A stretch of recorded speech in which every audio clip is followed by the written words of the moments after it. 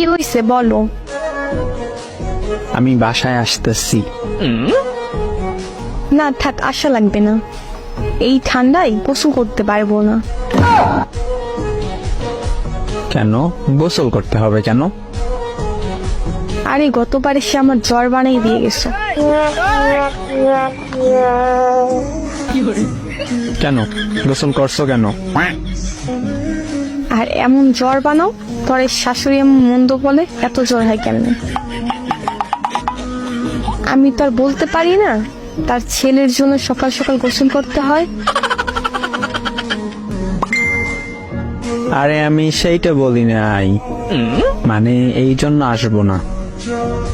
তুমি সবসময় এটাই বলো, কিন্তু ঠিক আমার জ্বর হয়।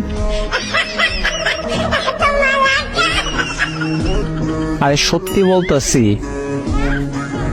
গতবারও বলছো।